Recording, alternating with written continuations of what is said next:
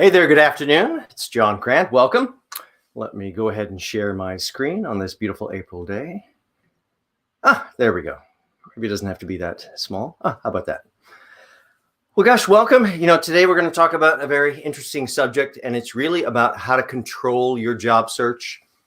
We tend to fall in the trap of letting the whims of the system control our job search and our potential opportunity coming our way. That happens mostly from us applying through HR. Now, let me be clear. If you are looking for a job within HR, that is exactly the place that you should go. But I'm a true believer that we really need to go right to the decision maker if you don't want to work within HR, even though we can have some great conversations that may begin in HR sometimes. So sometimes yes, sometimes no. But most often, I'd like it to be as direct as possible to decision makers, which are very frustrated with the whole system looking for the real superstars. So today's really how you inject a little adrenaline into your job search, how you control it, how you make interview opportunities really come your way by opening up the doors. Let's start how most people think about their job search. How's it going for you? Well, we tend to feel some of these things because of the lack of control or because of the lack of feedback. I sent my resume and I was perfect. Didn't respond.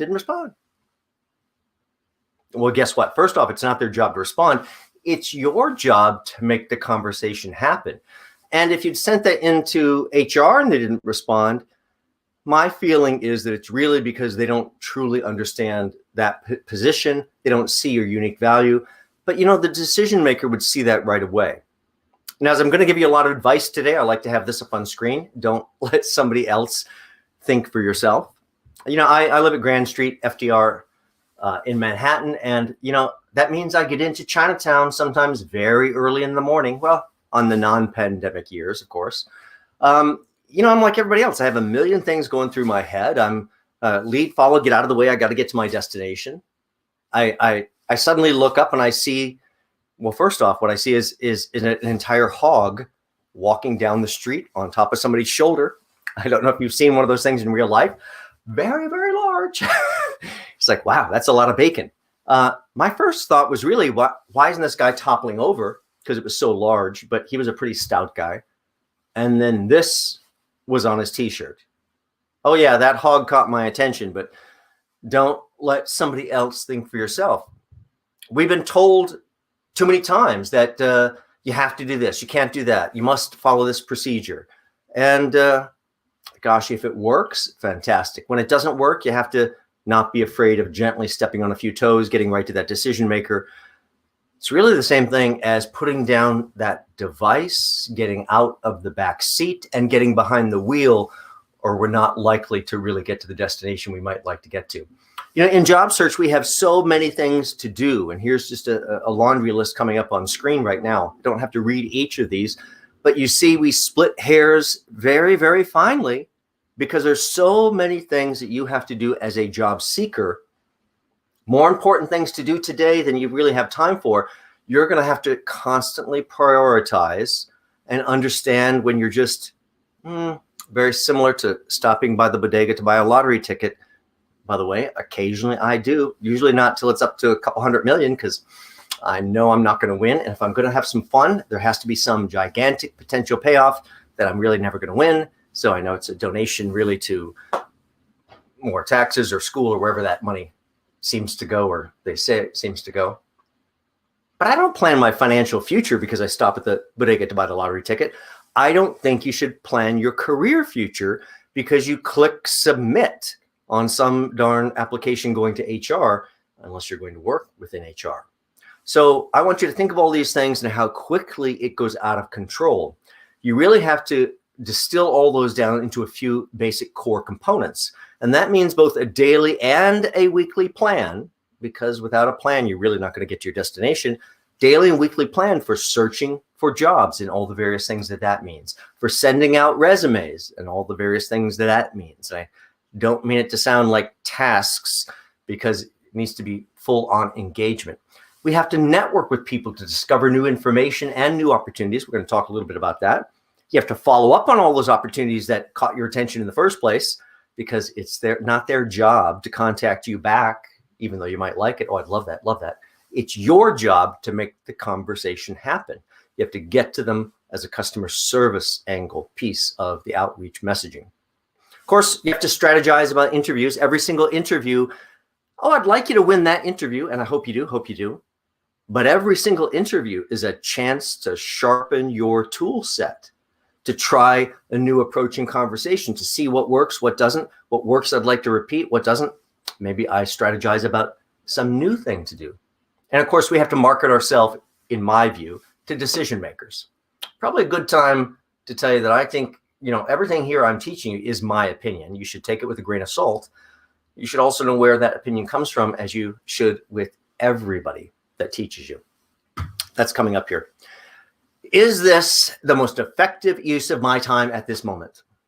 This is your guiding principle, by the way. That laundry list that filled the whole screen, you will not have enough time to do single thing that you need to do. Therefore, when you get confused as to where you should invest your time, the only resource you have, this will keep you on track. Is this the most effective use of my time at this moment? Is there something else I could do that will make an interview happen faster, get someone to respond to me? Is there another follow-up if I've had 3 follow-ups to make something come to light? Keep you on track pretty quickly.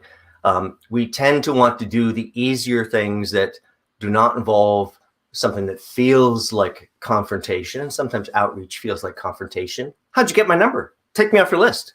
Never call me again. Had all those things said to me as a recruiter, of course, over the years. Let's go into what real job search is. I'm going to make this a little bit larger here, so I'm a little less distraction. We focus a little bit more on that. So to me, the job search steps are pretty easy. We're going to give them to you right up front. I think you reverse the entire system. We're going to select or choose the companies and organizations we'd like to go work for. These are ones that you should be dying to work for. It's really just like dating. Do you date just random people you happen to meet? Or do you try to date those people that you're dying to make a deeper connection with? Oh, I'd love to make a deeper connection with you. Yeah, we're going to be going after those folks. You need to do the same thing right here in your job search. Stack rank these companies. Understand which ones are more compelling to you. Invest your time wisely with the ones that are of most interest to you first. Also the ones that you could be most valuable to first. That's, of course, keeping in mind the dating aspect. After we have the companies and I've stack ranked them, then I'm simply going to choose 25 to 30 individuals. I'm going to either see or imagine where I think my job is. And then I'm going to pick people up the food chain, up. Don't be shy. Down, all the way down to admin level. Very strategic reasoning. Left and right into a couple surrounding departments. What it really is a nice, healthy mix of 25 to 30 people that would probably surround you, that in a normal non-pandemic world, you'd probably have contact with almost every day. This is the audience you're beginning to warm up behind the firewall of the company with our next steps. Big believer in opening their profiles on LinkedIn. When you open their profiles on LinkedIn, you trigger a marketing event of having looked at them. 6 people have looked at you. Who's looked at me? Once you look at it, it's very difficult not to look at it again. This is a mechanism where you can look behind the firewall of the company, warming up all those people that need to be aware of you. Then we take the very next step of asking them to connect. Really, the opening and the asking to connect is like taking one hook each time, one hook, sliding a worm onto those hooks, and each one is throwing it out into the pond, and be brave enough, get it on camera, brave enough to sit there until it wiggles around, till someone clicks on your name. Well, that's really the goal here. Get them to click on your name because you're interesting and compelling. Oh, I like your background. Click. Suddenly they're on your 3-dimensional sales brochure. That's what your LinkedIn profile should be. I ask them to connect. That's the second hook, second worm. 2 different awarenesses of me. Now, key to this, because it's a sales process, there's no waiting. There's no emotional connection here. I simply run down the steps. I select the companies, stack rank them, choose the 25 to 30 individuals that surround that potential job that I'm interested in. I open their profiles, I ask to connect, and now I do not wait for any answer because the answer is really irrelevant. This is the sales process. Now you simply look back to those 25 to 30 individuals and you need to sit and decide, well, who do I think, because your opinion is the only one that really matters, Who do I think are the 3, 4, or 5 people that would be likely involved in the discussion for a person like myself? By the way, the concern here is, well, what if I can't find the decision maker? I spent years training recruiters, and that was recruiters' number one concern too. What if I can't find the decision maker? Well, you should try. Yes, absolutely. But honestly, you don't have to find the decision maker. Statistically, these 3, 4, 5 people that you will have chosen from your gut feeling after picking the 25 to 30 around you, I am pretty sure that that list likely contains the decision maker.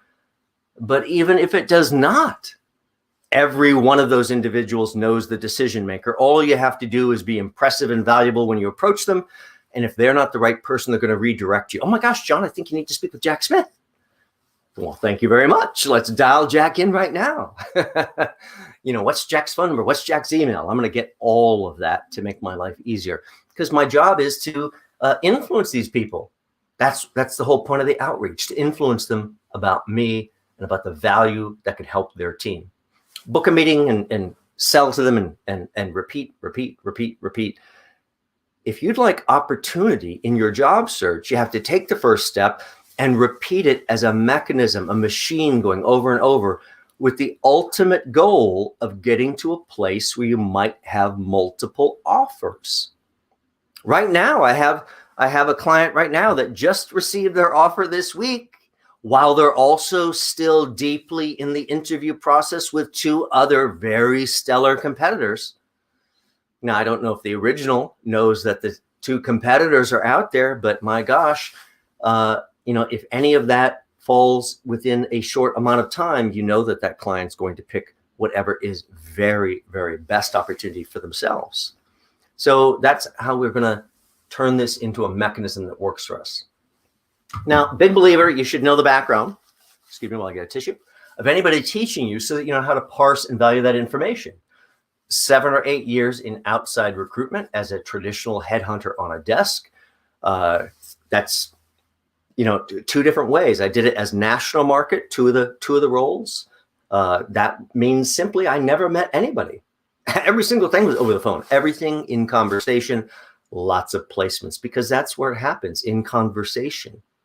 We sometimes think, I have to see them. I have to get in person. Well, probably, but conversation is an interview. So besides that, of course, I ended up being the national trainer, 3.5 years of the entire time as the national trainer. Every single office, and we had 100 of them that would hire potential recruiters. They'd come into my 90-day program to teach them how hiring really works, which is really not the way people think it works. Of course, VP over all those 100 offices before heading out to do what I do now, which is to present to all sorts of audiences in the non-pandemic world, the New York Public Library's Job Search Central, New York Department of Labor's office on Varick Street, and a couple others, Goldman Sachs 10,000 Small Business Program, Harvard Business School Club of New York City, CUNY, many others. So that's where all my advice comes from. And over the last 10 years, working directly with clients, helping them elevate their brand across resume and LinkedIn.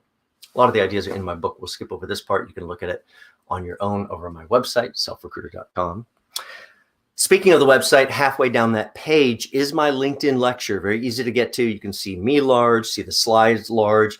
Really, you can use it as a start and stop tutorial, step by step, really, as you build out and improve your own LinkedIn profile. On my LinkedIn itself, you can click my articles to get to a few things, piggybacking today's lecture about how to supercharge your job search, how to avoid the biggest mistake that's wasting your time, and how your resume does not become resume roadkill. All some additional information in addition to the lectures that I give. Now, today is about one thing, really becoming a self-recruiter and turning that lens toward a more effective management of our job search in general.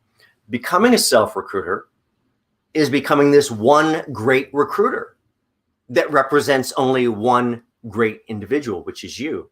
So you have to have all the hats on at once. You've got to be the cheerleader. You've got to be the strategist. You've got to be all the deep planning and reaction.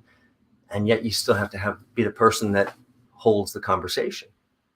The other part of being a self-recruiter is networking in a very different way, which is mostly what we do on LinkedIn, some of which we will show you in today's lecture. And also keeping one eye on that toughest competitor imaginable. You can't beat those people without looking at them. Job search is a sales process. We'd all love to see the job, just go after the job, get the job, if it was only that easy. But there's more that we have to think about. Everybody is sitting there hitting that darn button. It really doesn't say apply very often. Almost always says submit, all capital letters, until we're so submissive. It's like a Friday night waiting for that phone to ring. Oh, it's going to ring. Yeah, when it does, it's going to be a telemarketer, unfortunately. And of course, that leaves us right back where we started in some unhappy places. We have to think about the fact that important projects involve a lot of problem solving. Think of the most important projects you've worked on and how much problem solving, how much stress, how much energy, how much focus went into that. Your job search is the most important project you've ever worked on. The same level of intensity across all of those have to be focused in on this, because it's a sales process. Your job is to sell whether we like it or not. Now, without a plan, you're not likely to do very well. It's a little bit more of whatever kind of comes your way. I'd like you to have more choice. Nothing too surprising up on screen here. This is a basic sales funnel. You've probably seen many variations of this over time. We have to have a lot of activity at the top, which turns into a little less activity the next level down, a little bit more, just like the distillation process to get down to maybe something fine and drinkable, drip, drip, drip out of the bottom. The nuggets of gold come out the bottom.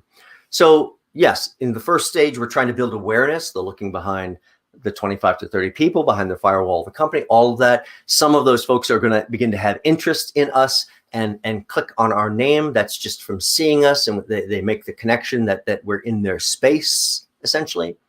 Some of them are going to give us some consideration, and eventually that gets down to an offer.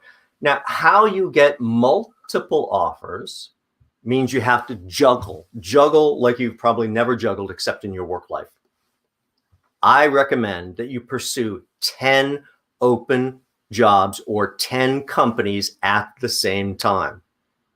Not one at a time, 10 at a time. And that means for each of the 10 companies, I'm looking for 25 to 30 people. I'm picking 3, 4, 5 of them. I'm doing that whole process. You realize this will spiral out of control with the amount of activity you're doing very quickly. You're going to have to track it. You're going to have to juggle and make sure nothing crashes together. You don't drop the balls. That's the whole point of juggling. If you juggle 10 organizations at once, then your goal is to get to one brand new interview. That's not a second, third, fourth interview for a company. Oh, we love those. We love those. One brand new interview with a new company every single week. That's a tough goal, by the way. Maybe some of you may not have had an interview in the last month. We may have to change our process. You have to get multiple interviews going so you get much better at selling yourself. And also, that's the only way you get to multiple offers. Now, let's give a little more background on how we're going to create this job search plan. Yes, we're going to go in and select the organizations or companies I'm dying to work for. By the way, you dying to work for them cannot be because you see some open job. That's about you. This is a dating process. It has to be about them.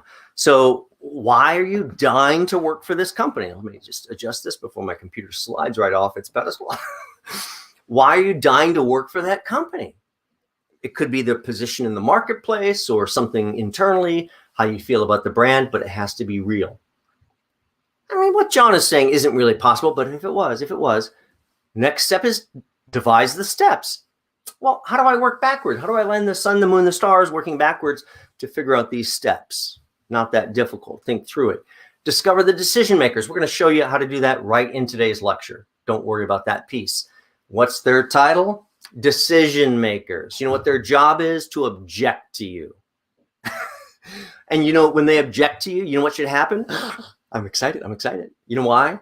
Because I understand they would not waste oxygen on you in this conversation if they didn't think, oh, maybe I'm going to have to ask you this. And then they're going to accuse you of something by objecting to something just to see how you formulate your thoughts, overcome that objection. And that also gives them a good gauge on your confidence.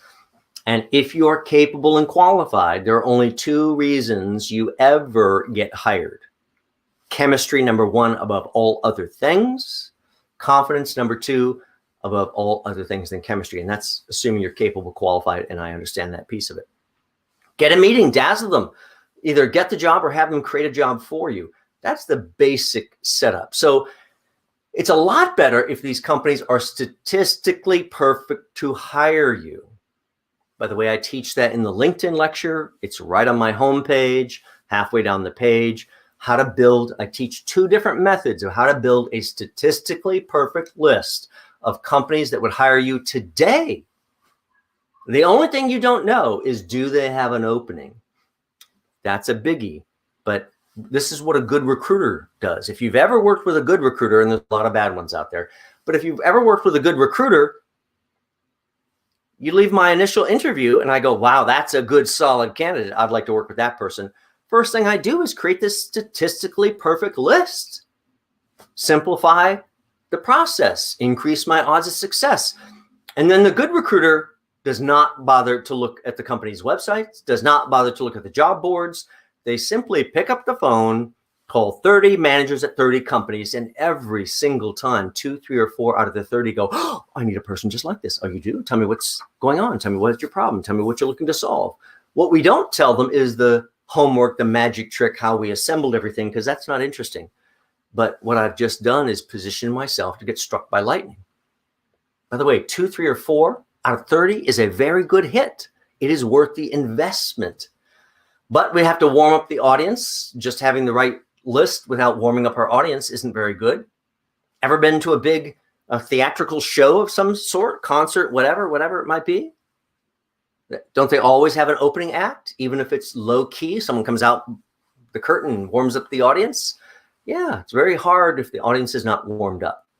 Details are really clear, as you see here. I'm going to select the 25 to 30 individuals up, down the food chain, all around. Nothing is too low. Those admin folks love to connect with you. The moment a few people connect with you, my gosh, you can redo the search again of this company and see 10 times deeper into the company. That's why we'll connect with anybody in that company, along with some of the right people we like. Left and right into some other departments. I'm simply going to open and ask to connect. Something simple. I like to connect with other professionals in our niche or niche, depending how we like to say that, comma. And of course, I'd love to add you to my professional network on LinkedIn. Really clearly, it says you don't know me. I'm professionally appropriate, also includes a tiny little stroke to their ego. Oh my gosh, out of 25 to 30 people that you might approach, you probably get 10, 12 acceptances pretty quickly. And I know you want them all, but it's really not about that. These are worms on the hooks out there in the pond wiggling around, waiting for someone to click and spring open your sales brochure, all about you. So next steps here, I got the 25 to 30. Just a reminder, I'm going to pick the 3, 4, 5 individuals I think somehow are likely to be involved in the discussion. And now you're building a lot of information, which is really equity in your job search this time, but it's also equity for your next career change, even though you may think maybe this is my last move. Who knows? We tend to change jobs pretty quickly these days.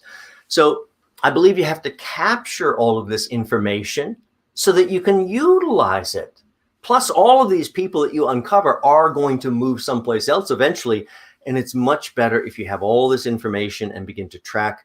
And when you speak to them or outreach to them, you can easily make a connection. By the way, you can download these forms for free right on my website, right under the advice tab, which is my blog, and look for the job search management system. And you can download all these files right there. So there again, I'm not going to go through that list one more time. You understand this is a pretty simple sales process, but you do have to get motivated to reach out, because small little changes in how you approach and how you communicate with people is going to change everything. That, of course, means our script has to change as well. The world has changed. You're going to have to work remotely, at least for a time, or very likely have to work remotely for a little bit of time. And if you haven't done so, it can be scary to convey that I'm good to go right now, right over video. So you may have to look back in your background and think of different ways that illustrate ability to work remotely, even if you have not. I'm not going to read all these because I know they're right up on screen for you and you can see them here. So think about how you tell your story and how you might comfort them in the concern, if there was, about whether you work remotely, and put that objection concern to bed and get it out of the way. Now, just who is it that makes the decisions? Yes, there is a decider. Boy, I hate that phrase. But deciders rarely decide in a vacuum. I had a really good client years back based in Atlanta. This was a hiring manager as a recruiter, made lots of placements with them. And, that individual, they were the decider. But honestly, their process, they never decided. Really, whoever made the final 3, those are people that this person would hire anyway. I like you all. Oh, I have my favorites. I stack rank based on a reason. But then this person sends them up to the Eastern VP and says, oh, what do you think? And the Eastern VP usually goes, oh, Eric, it's really up to you. But of course, I see it like this, but, it's your decision. And who does Eric hire every time? Whoever the VP says. Well, if I hire somebody else, it's like, oh, gosh, it didn't quite perform the way we thought. Of course, Eric, I recommended the other person. This is about covering our behinds. So Eric just simply sends up anybody that rises to the level of this is a good one, I'd hire them, and then goes with that. So we have to think about the influencers, not just the decider, because we have a lot of people that we can influence in this whole process. And we can't be afraid to approach those people and essentially whisper sweet nothings into their ear about value. How do we get to these decision makers? How do we get to the boss's boss, and everybody else? And really, who are the deciders for our field? Well, this part, I think you really already get. Maybe seeing it in some simplified format like this kind of drives home the point. You understand the structure for the departments you typically work for, sister departments or other departments you may want to segue and move into. It's a pretty straight line of how it goes, a little bit of variation on title. So begin to think about how you get to those decision makers and their boss and their boss. By the way, if I'm doing it, I always try to start 2, even 3 levels above the boss. Yes, that person is not the one that hires you, but that person is also not the least bit afraid of you or intimidated by you. They look at you as a potential asset. Now, this won't sound right, but they look at you as a chess piece that they're considering for their board. They can't play chess without players on the board, and they're looking at you as a potentially valuable chess piece. Again, all these people and all this knowledge that you develop, you need to capture it so you don't have to reinvent the wheel every single time. Now, there's a few ways to get to decision makers. Name mentions in a lot of different places, books, articles, trade magazines, company websites, lots of places to pull a name mention and to use that to stroke their ego. Oh, Jack, Jim, or Jill, I saw that highlight in Wall Street Journal on your new such and such initiative. Well, things are always good to get, especially if it mentions them. Stroke their ego. So name mentions, that's one way to discover decision makers. Referrals, if you're networking, if you're conversing, if you're outreaching, yes, we always have a goal, and I'd like you to get your goal, but I hope you understand most times you're not going to get the goal on this call. Therefore, when you don't get the goal that you're after for this particular call or outreach, what do? Just pick up your toys and walk away? No. I either get or don't get my primary goal, then I have to have secondary and third level and fourth level goals because I invested too much time to make this conversation happen. I can't walk away empty-handed, so I need to get referrals from decision makers, even when they're not hiring or they've just filled their team or all of those things. I have to think about how I can stroke their ego, congratulate them, whatever it is. Let's imagine a situation where they just hired. Oh, gosh, your timing was off. Wasn't that terrible? And Jack goes, oh, gosh, John, I just filled my last spot for my team. Congratulations. You think I want to congratulate them? This is an agree but disagree technique. Congratulate them and then disagree and ask for their help afterward. Oh, congratulations, Jack, Jim, or Jill. It's always good to have your team filled. And my gosh, I hope they perform well. But, if they don't meet expectations, don't hesitate to reach back out to me. I remain very interested. Oh my gosh, open the door for that possibility. Then stick them in your shoes, looking out of your eyes, and ask them for advice. Jack, Jim, or Jill, if you had my background, what am I missing? What would you look at as your next step? Which company would you look toward? I'd look at XYZ. Why didn't they tell me that earlier? It's not their job to tell you about different potential opportunities. It's your job to cause them to think of potential opportunities and to tell you. So referrals to other people, referrals to other companies, those could certainly get to me to be some great decision makers. Primarily, I'm going to be using LinkedIn most of the time. These others tend to be add-ons when I don't quite get enough out of the LinkedIn process.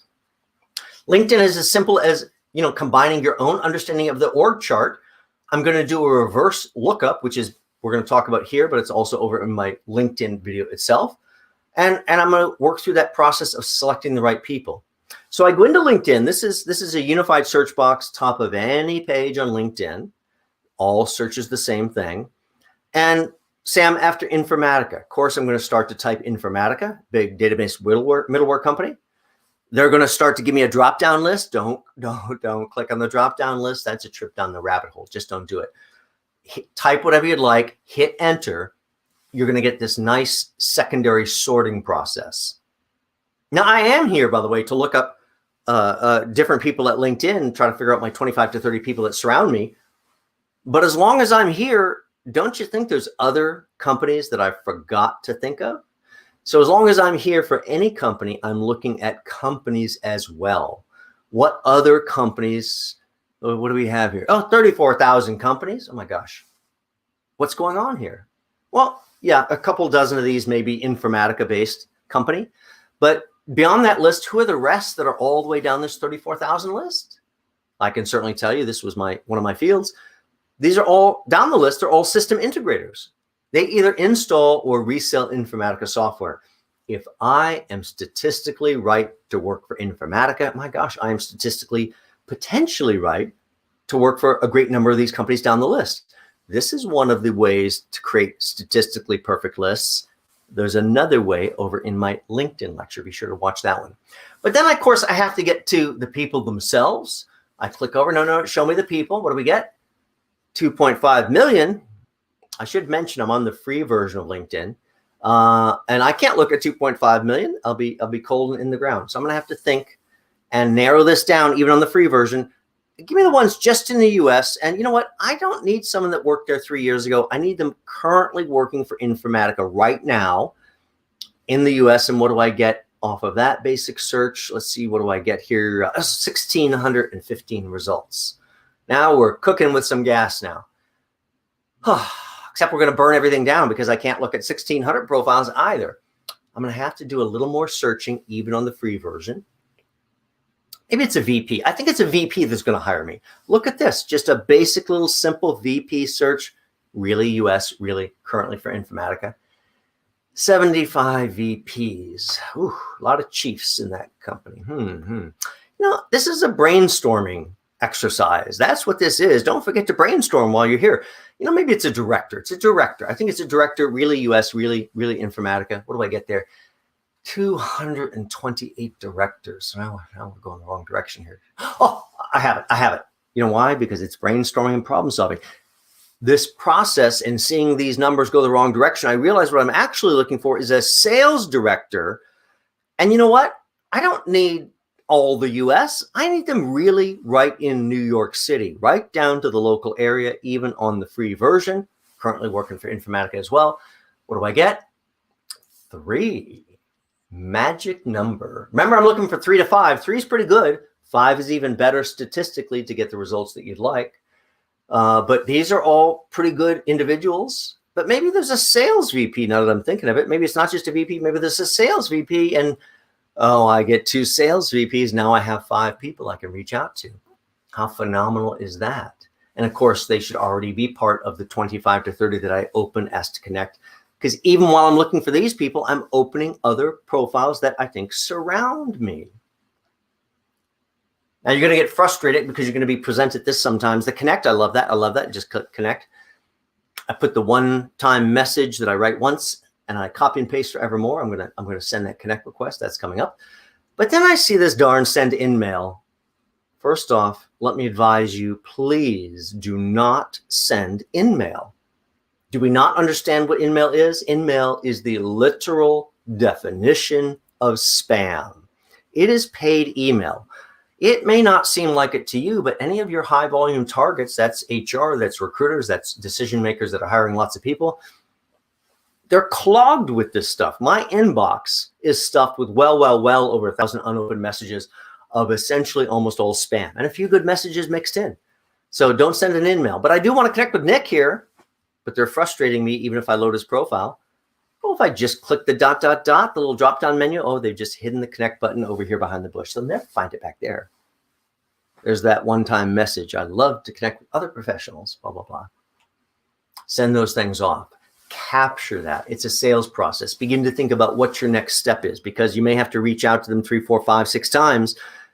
I hope you get the sense that if I'm reaching out to a company, oh, I'm not going away. Although I won't sound like that when I approach them because it's a date, but I'm not going away until they either are in conversation with me or they call me to tell me to quit calling. Now, I sure hope they don't do that, although I've had it happen to me as a recruiter and immediately fell on the sword and apologized and then went right for the jugular to sell to them. You don't think I'm not going to try to sell to them just because they were to call me to what? Slap my hand for being aggressive? Remember, they wouldn't waste their time even on that backward outreach back to you to scold you unless they wanted to see how you'd handle it. This is a date, and you have to keep all of that in mind. So wherever you are in this process, take your first step. But I hope it sure doesn't sound like that. Hi, would you like to hire me? Sales process, which means value in every single word will open doors. And we typically are thinking about how we talk about ourselves is so valuable, what we're interested in. And you just have to slightly change the way you talk about it. It's always the value you could bring to them that could be leveraged, how you can make their world easier, better, or more successful. But you're going to have to open up that possibility, and you're going to have to inspire them. You're going to have to be persuasive. 30 seconds to live or die. Die sounds like, how'd you get my number? Take me off your list. Never call me again. Security. That's why we work with a script. This is part of those forms you can download right off my website under the advice tab. Just look for the job search management system. Now, let's just bring this a little bit closer here so you can see that all that text on the left will just remind you of what I'm teaching you now as you write out your own script. But I'd like to take you through the structure. We are going to greet them. Now, as I was teaching recruiters for many years, I would go through this. We're going to greet them. Hi, good morning, Jack. It's John Crant. How are you this morning? And instantly someone's hand would go, isn't that what they all say? Yes. This is an example of how we will use the usual customary expected because they are trained. Just like Pavlov and those dogs, brings out the plate of food and the dogs salivate. Next time brings out the plate of food, brings a little bell, keeps bringing out the plate of food, keep bringing the bell. Eventually comes out and just rings the bell without the food and that dog's still salivating. Oh, they are trained how to respond to this. So greet them with the normal professional greeting. Do notice that I only refer to them by first name. You have to be equal to every other person you speak with. Everybody must be on a first name basis with you. I greet them by first name, but I said my full name. I can't have them, oh, hi, this is John. And then they're trying to process my speech and go, which John is this? Which John? Not even listening to me because they're trying to figure out. Say my full name. Their brain goes, I don't know, John. And now they're listening. How are you this morning? I'm fine, John. How can I help you? Or they're going to go, I'm fine, John. How can I help you? Great. That's the trained dog. I'll take it. Or they're going to give you something you may not like. I'm terrible. Can't pretend we didn't hear it. Wait for the response. Acknowledge their response. Tell them why we're calling. We're going to go back and handle that terrible piece in a second. Tell them why you're calling. Now, if you went to one of those schools, you know what? There's only about this many. I know a lot of people think there's this many. But there's about this many. If you went to one of those schools, the doors really fly right off the hinges. Do mention that school. If you went to one of those other schools, that's a pretty good school. Leave it to the side by now. That is emotionally close to you, but that's not the selling piece. Get right to 2 or 3 key things that would make them jump right out of their seat, and then simply close them for a meeting, which means ask them for the meeting and ask for agreement to it. Now, how does this all sound? And we're going to let you hear this with the terrible mixed in. And here it goes. Hey, good morning, Jack. It's John Crant. How are you this morning? Well, I'm terrible. Well, Jack, let's see if we can change that. You know, the reason for my call, I just had to reach out and introduce myself to you. I'm so excited by what I see going on at XYZ company. You know, I saw the Wall Street Journal article with your new such and such launch. Oh, those things are always so good to get. Please don't forget to be a real human being, almost as if you're talking to a dear old friend you haven't seen in 5 years. Warm relationship, everything's sunny and coming up roses. It's a date and it's all about them. Mention something to stroke their ego. By the way, you know how I found that? I had to go do a search. I went to Google, clicked the news tab, put their name in, found a search. If I didn't find something there to stroke their ego with, I simply go over to their website and look at their press releases.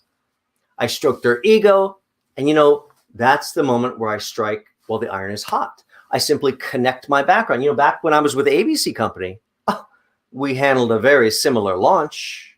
Pause. All you have to do is connect the dots. I have to dangle a carrot to get what I want, which is a meeting. Please don't call it an interview. That's going to get you kicked to HR.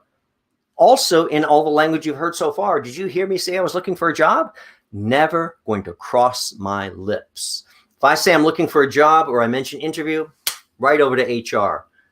It's crystal clear I'm looking for a job. Just don't derail yourself by using the wrong language.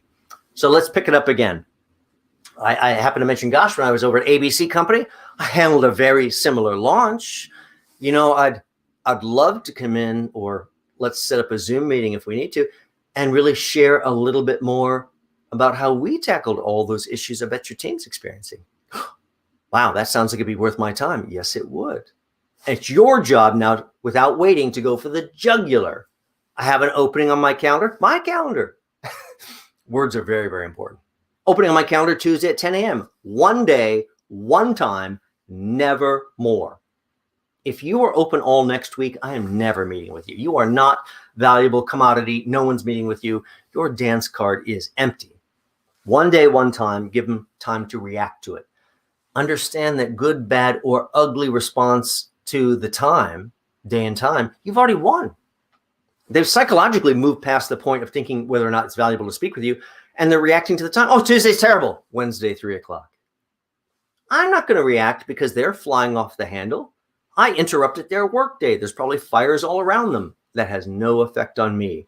I stay charming, disarming, going for the goal that I'm after. Tell them something to jump out of the chair, which was that little carrot I dangled that I could share with them. I close them right for the meeting. Very, very scary stuff, but I tell you, it works. And if you try it, you'll see a big difference in the outcome. Now, another thing you can get an agreement, and this really comes from a time that you don't get your first goal. I wanted to get hired. I wanted to interview with this company. Oh, they just filled all their spots. Okay, so I left the door open about if someone didn't produce the way they expected, reach back out to me. And then I could get an agreement to be able to call them back, as long as it doesn't sound like, can I call you back and bother you? Here's getting an agreement to a relationship, which may seem silly, certainly did to me when I was a recruiter and being trained. I'm like, what? I'm going to do this? Seems like nonsense. Yes, for the most part, you're never probably really going to call that person back, although you might, and it may be valuable to you, and this presets up that possibility. But the other thing this does is it helps them really think of you as a much more memorable individual. They're thinking of things that can work, and they can connect and open up a potential opportunity either for you or for themselves. So it's as simple as this. Gosh, you know, I didn't get what I wanted, congratulate them, begin to move away, and now I'm going to go for one more thing. And I go, you know, Jack, by the way, that use of a first name like that with a pause is very similar to almost grabbing them by the shoulders and giving them a little shake.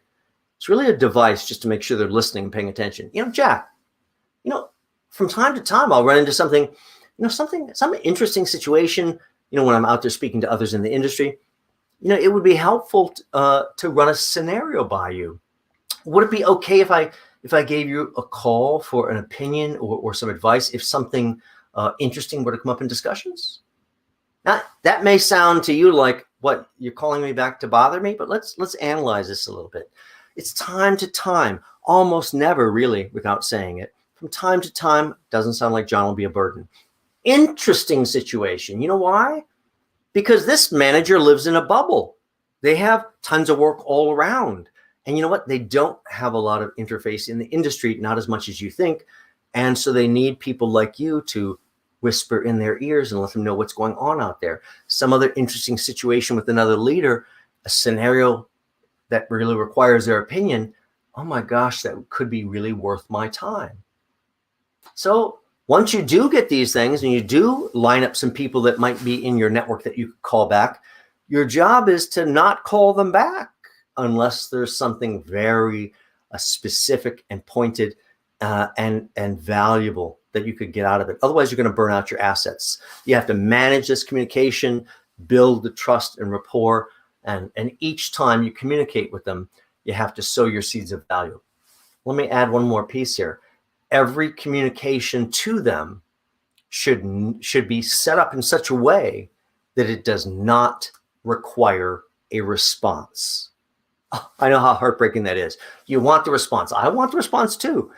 But, you know, small devices like asking a question at the end or putting something in that requires a response, that's a burden. That's like those tiny little fish that keep biting at your ankles as you're wading in the water. It's like, oh, come on, go get something else. So every single thing, every message is about delivering some piece of information, something valuable to them. They may call me back on something, but really it's about being a seamless person that they want to have in their contact file or Rolodex, depending on which generation that we are. You could also just stick them in your shoes, looking out of your eyes. Gosh, Jack, I know with your background and position within the industry, stroke, you must hear things. Who do you know that's hiring right now? Well, ABC company. How come they didn't tell me that before? Again, like I said earlier, not their job to tell us things. It is our job to make them think of things to tell us, which brings us to the fact that when I don't get my primary goal, I have to move on to go, what else can I get? Even if they're trying to shoo me away. You've seen those horses stand out in the pasture and their tail is whipping around, probably to get rid of the flies, that kind of thing. Yeah, people tend to try to shoo you away in conversation sometimes. Your job is to not depart so easily. Keep them engaged. What else can I get from this call? Is there something else I could say? What can I leave them thinking? What do they think of my skills? Is there something else that I could do in this conversation? Not going to go through these again, but you see what they are. The steps are very, very simple. Staying focused on them is very, very difficult. Learning how to repeat it over and over, not attaching ourselves emotionally to it, but really just looking at it as a mechanical process. Each one of these are little figurative nudges to coax and draw attention to you. Now, every single day and every single Friday, you need to sit down and have a moment of truth. You know, in my book, I talk about you only have to be honest with one person to be successful, and that's ourselves. And, you know, the analogy I use is I say, imagine standing in front of a full-length mirror, completely naked, with only fluorescent lighting all around you. Whew, whew. Scary, huh? None of us look like those people in the magazines, right? By the way, they don't look like that either. It's called Photoshop, which does a really great job of taking away humanity. But we have to have some honesty, this fluorescent light of honesty. So at the end of every day, I have to go over using this job search system to manage everything to go, well, how did I do? So yeah, all these things we talked about earlier are going to be part of that. The constant redirection of my time all day long to make sure I'm doing the most valuable thing first, not the easiest, the most valuable thing first that could produce an outcome. All these forms, we're not going to go into each one, but we're going to show you them. All these forms, as I said, you can download them all for free. Forms to help you better manage your job search activity itself. Now, this is the goal setting piece. This one we are going to go into. The bottom of the form, these are your weekly goals. What are your personal weekly goals? Number of companies you're going to contact each week. There's a caveat there. These are brand new companies you've never contacted before, or at least on this time of job search. Maybe years ago I did. Never contacted them before this time around. Yes, you'll have many others you need to recontact. Absolutely. Do those too. But you have to have new, fresh blood in your job search all the time. This is how you do it. 3 new companies per week. Number of emails outbound to managers and HR. I'm not so excited about the HR ones unless you'd like to work in HR. Number of calls outbound. Some of you might have a 0 there. Oh, I can't call. Okay, well, you can accomplish about 90-95% of this over email if you remove the subservience, and it's virtually the same language in text that I would verbalize. But when you're brave enough to call, that's a game changer. When you do call, make sure you understand which calls are to managers, decision makers, and which calls are to HR, which are really less important, a little bit more of a time waster sometimes. Out of all of that, number of meaningful conversations each week. Boy, I could kid myself on that. If you have a lot of discussions over the course of the week, a lot of activity, it's maybe about 6 meaningful conversations. What's a meaningful conversation?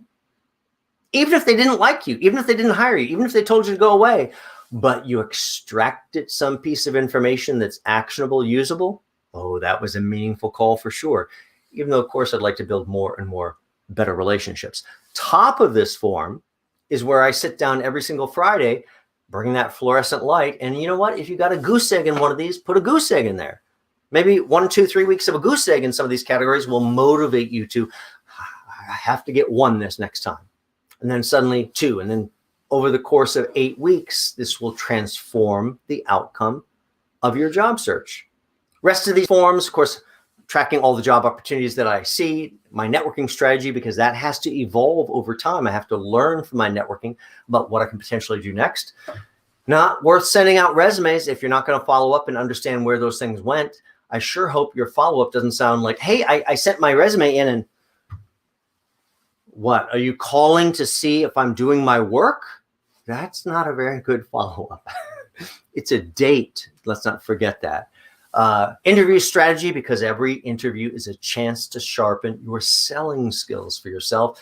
And of course, our calling strategy sheet is the same way. Every potential call that you're brave enough to make, every voicemail that you're brave enough to leave is a chance to analyze and go, what did I do well to repeat? Where did I miss opportunity? Wherever you are in your job search, let's understand that you have to take that first step and you have to get this into a mechanized, mechanical system, kind of like an old, rusty, old-fashioned lawnmower, you know, the kind that would have the string to pull it, choking after all winter sitting in the garage, and you have to pull it a few extra times to get the engine to choke and finally go. That's how your job search is. Thank you guys for tuning in for supercharging your job search. A lot of other lectures, both on my not my LinkedIn, but over on my Facebook page, also on my YouTube channel, which is just SelfRecruiter. LinkedIn lecture itself right on my SelfRecruiter.com homepage. Let's supercharge our job search and get things moving. Don't forget the other resources that are over on LinkedIn and a lot of things you can see over on the website. Thank you guys for joining in today, and we'll see you again soon.